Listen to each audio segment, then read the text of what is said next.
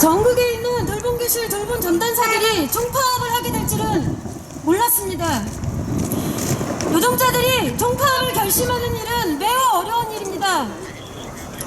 전국 학교에 돌봄교실에서 일하시는 전일제, 시간제 돌봄 전담사들은 아주 오랫동안 근무 환경을 바꾸기 위해서 열심히 애써왔습니다. 그러나 되지 않았습니다. 이제 파업을 한다는 말에 노동조합에 미가입했던 노동자들도 노동조합에 가입을 하면서 파업 동참을 선언하고 있습니다.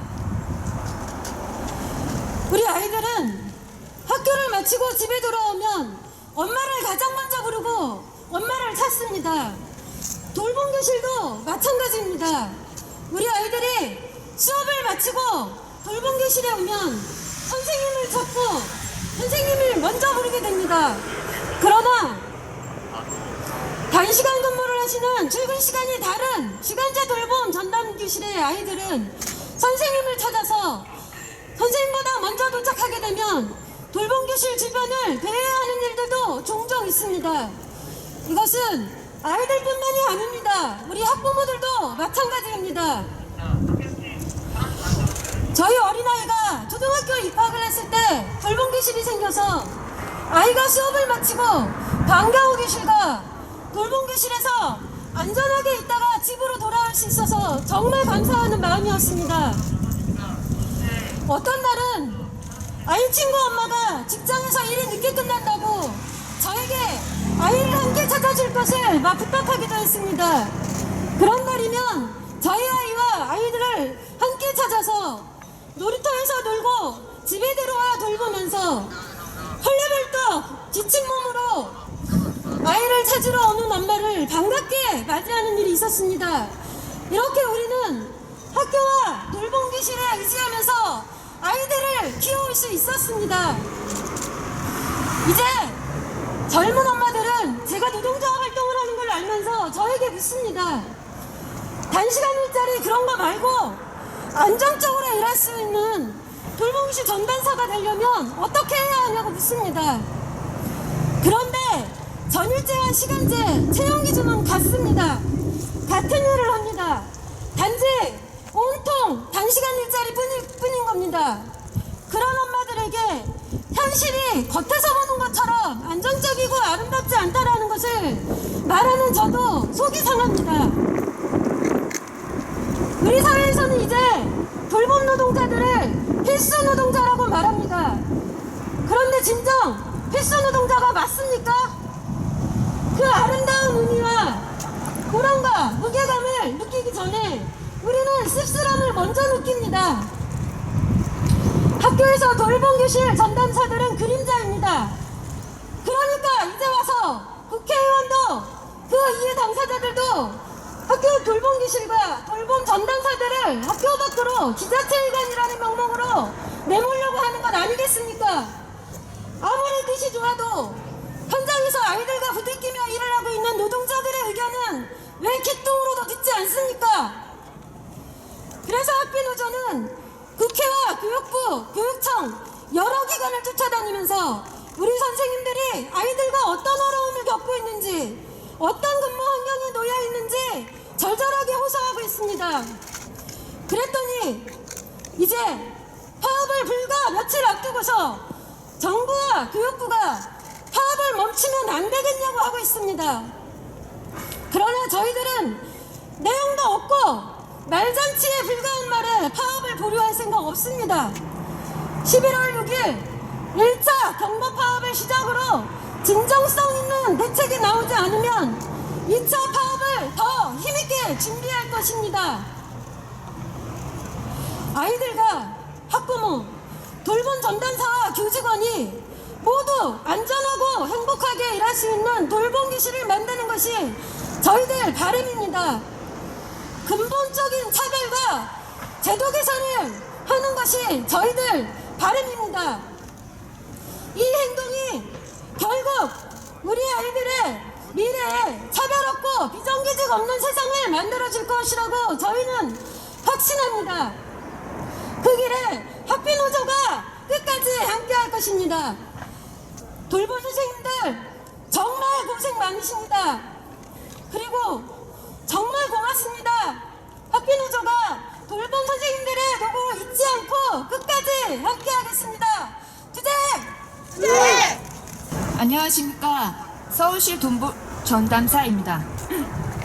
돌봄 지자체 이관을 입법화하는 온종일 돌봄 특별법을 반대하는 이유를 알리기 위해 이 자리에 서게 되었습니다. 이 특별법은 돌봄교실 지자체 이관을 가능하게 하고 관리 감독 주체를 바꾸어 학교 안에 잘 정착된 돌봄교실을 다시 혼란과 불안정 속으로 내모는 시대착오적인 발상이며, 이는 공적 돌봄이 절실한 시대적 요구를 역행하는 것입니다.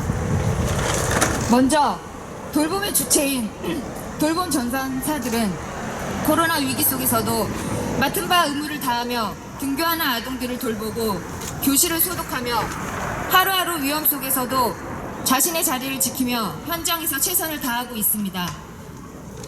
다른 공무직과 교원들이 감염 위험으로 재택근무 중에서도 홀로 학교를 지켰습니다. 위기 속에서도 더욱 빛나는 것이 공적 돌봄의 역할이며, 이는 학부모들의 무한한 신뢰를 받는 이유이기도 합니다. 우리 돌봄 전담사들은 시설도 다 갖춰지지 않은 교실에서 25명에서 30명의 아이들을 돌보며 화장실 갈 시간도 법정 휴게 시간도 쉬지 못하고 공부했는데, 노고를 인정하기는커녕 다시 고용 불안 속으로 등 떠밀고 있습니다. 저희에게는 한마디 의논도 없이 지자체 이관을 추진하는 것은 돌봄의 주체인 1,500여 명의 서울시 교육청 돌봄 전담사와 각 지역 교육청 소속 돌봄 전담사들을 완전히 무시하는 처사가 아닐 수 없습니다. 또한 지자체 이관은 지방 단체에게 과도한 재정적 부담을 안기고, 이는 곧 운영상의 부담이 되어 직영 운영이 아닌 위탁 운영으로 가는 신호탄이 될 것이 분명합니다. 위탁 운영자는 수익을 창출해야 하니 지금은 무상으로 받는 것이 유료화 될 것입니다. 교육뿐만 아니라 보육에서도 차별 없는 평등과 공적 돌봄 서비스를 받아야 하는 초등학생들이 불안정한 돌봄 운영의 가장 큰 피해자가 될 것이며, 학부모들의 경제적 부담은 늘어날 수밖에 없습니다. 학교 돌봄은 코로나19의 위험 속에서도 공교육의 틀 안에서 온라인 수업과 연계하여 소임을 다하고 있어서 날로 이용 아동수가 증가하고 있습니다. 그리고 학생과 학부모 입장에서 지자체 이관을 환영해야 할까요? 학교 안에 있고 교육부의 관리 감독을 받기 때문에 학교 돌봄을 신뢰하고